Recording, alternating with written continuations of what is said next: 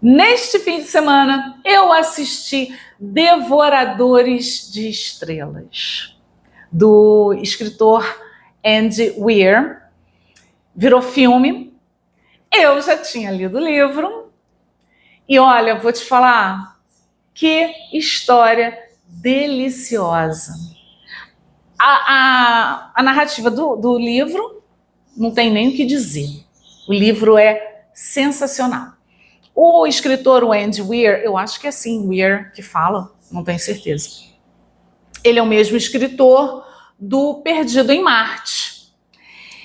E, contém spoilers, tá? Vou dar uns spoilers aqui. Então, se você vai assistir o filme ainda, não assista o meu filme, deixa para o meu vídeo, deixa para assistir o vídeo depois. Mas se você não liga para spoiler, pode continuar aqui, não tem problema.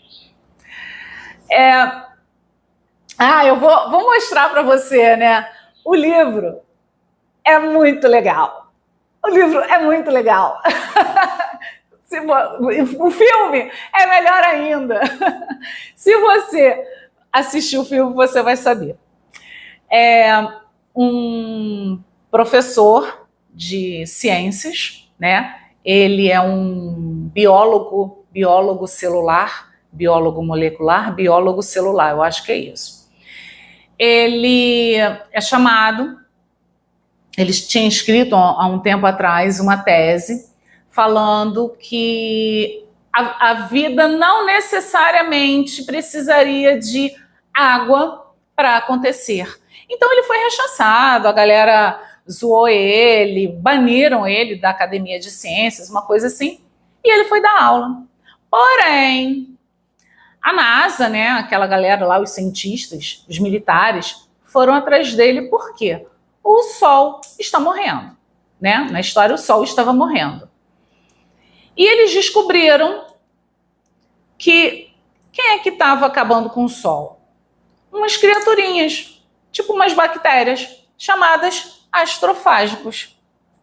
E eles conseguiram, né, amostras dessa criaturinha. E ele começou a fazer experimentos. Levaram ele, né, para fazer esses experimentos. Acabou que coisas aconteceram e ele foi para o espaço para estudar um sistema solar que não havia sido, cujo Sol, né, não havia sido ainda atingido pelos astrofágicos, não tinha sido comido ainda pelos astrofágicos, muito embora era a linha de... esqueci o nome, Pavlova. Pavlova é uma sobremesa, né? Eu não lembro. Há um nome lá, de russo lá, que os astrofágicos passavam por esse Sol, mas não comiam Sol. Pô, por quê? Então ele foi enviado numa viagem só de ida, né? Num foguete, né? Uma nave, para estudar. Aí que a história começa. Por quê? Uma outra nave já estava lá. Caramba, e agora? Começou a comunicação dele com aquela nave e, no final das contas, ele descobriu, né? Fez contato, conseguiu chegar lá na nave, que havia vida, um alienígena. E como era esse alienígena? Ele tinha aqueles olhões? Não. Ele era igual ao ET? Não. Ele era uma gosma? Não. Ele era uma pedra em formato de aranha. E essa pedra em formato de aranha fez Marmanjo chorar. Tem noção? Eu tava assistindo, tem uma cena marcante no filme. Quando eu olho para o lado, meu filho de 22 anos está secando o olho. A cena no livro é linda. No cinema é cinema, né, gente? No cinema, quando você, né, acontece uma situação com essa pedra falante, né, o Rock, que ele dá o nome de Rock, cara, o cinema ficou assim. Todo mundo respirou de alívio, né? Por causa da situação que aconteceu com o Rocky. Então, gente, é uma pedra. Uma pedra, ele nem rosto tem. Esse personagem, o Rock, é um eridiano que vem do sistema solar eridano, Iridian, alguma coisa assim. E ele é feito, o organismo dele, ele tem até a parte orgânica por dentro, mas por fora ele é uma pedra. E ele vive, a atmosfera que ele respira é amônia. Mas é uma pedra, não tem rosto, tem 5 patas, é uma aranhazinha, uma aranha de pedra. Só que a narrativa, a criação do personagem, a comunicação, o nascimento da comunicação do humano, né, do Dr. Grace com o Rock, a aranha de pedra, toda envolvente. Mostrou o narrador, né? Era uma narrativa em primeira pessoa, presente do indicativo. Ele tinha algumas situações em que havia flashback, muito flashback na história, porque ele já acorda, já começa a história ele acordando sem saber onde ele está. Que porra é essa? Onde é que eu tô? O que é que está acontecendo aqui? Ele já dentro da nave, né? Mas ele está narrando o desenrolar dos acontecimentos, que é um ótimo recurso. Eu vou depois gravar um vídeo sobre espécies de narradores, né? Ou terceira pessoa, narrador onipresente, narrador onisciente. A gente vai conversar sobre isso em uma outra ocasião. Se você quiser assistir um vídeo sobre isso, fala aqui, né, nos comentários, que eu dou uma caprichada para você. Mas a narrativa é em primeira pessoa presente do indicativo. Às vezes que ele vai para o passado quando ele narra os flashbacks. Mas você vai acompanhando passo a passo o desenvolvimento daquela relação entre humano e alienígena. Gente, é mágico. É lindo. E uma pedra, uma aranha de pedra, consegue te dar emoções que você, meu Deus, eu tô torcendo para uma aranha de pedra viver. Ele não tem rosto. Eles se comunicam através de assobio. Sabe? Então, olha como essa narrativa é poderosa. Eu tô lendo as críticas do filme, geral tá amando. No dia, o filme estreou dia 19 de março.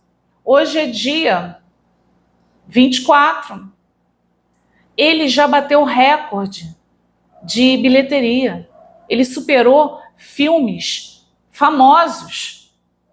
Gente, tem noção disso? O que uma narrativa, o poder de uma história bem contada, a narrativa, a criação do personagem, o desenvolvimento do personagem fez isso.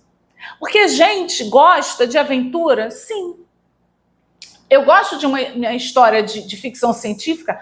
Adoro. Eu assisti 4 vezes o Interestelar, que é um filme de quase 3 horas de duração, se não são 3 horas, 3 horas e brau. Esse filme, o Devoradores de Estrelas, são quase 3 horas, 2 horas e um cabelo.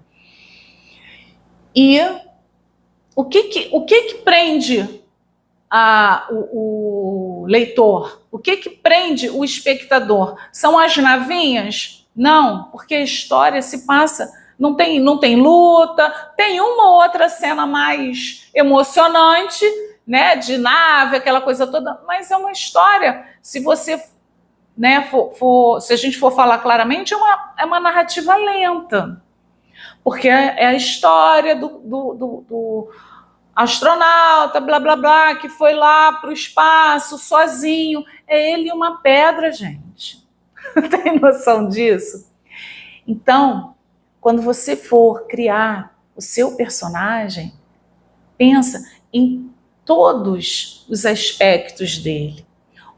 O personagem lá, ele tem a pedrinha lá, ele tinha um passado, tinha sentimentos. Ele conta que os outros tripulantes, eram 23 tripulantes, 23 aranhazinhas, pedrinhas lá na nave. Eles morreram. Ele tem o jeitinho dele de falar. O autor teve a preocupação de dar uma voz para o personagem, para o Rock. Ele mal, mal, mal. Ele repete as coisas, sabe? Então, ele criou, ele fez um mundo para aquele personagem. Então, para você ver, eu não vou me alongar muito em detalhes da narrativa e tudo mais, mas para você ver como uma história é poderosa, uma história bem contada é poderosa, a criação de um personagem é poderoso. Eu tenho um curso que é como criar personagens únicos e arrebatadores. Eu falo justamente sobre isso, da criação do personagem, dos passos para criar o personagem, e é isso que a gente tem que observar.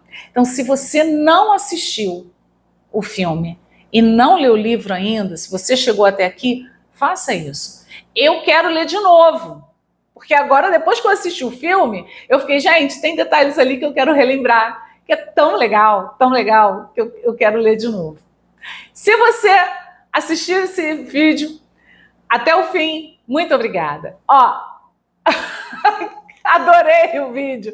E conta pra mim, por que eu tô fazendo um joinha assim? Se você assistiu o vídeo, o filme, me fala se você conseguiu fazer essa conexão. Obrigada por ter assistido. Um beijo e até o próximo vídeo.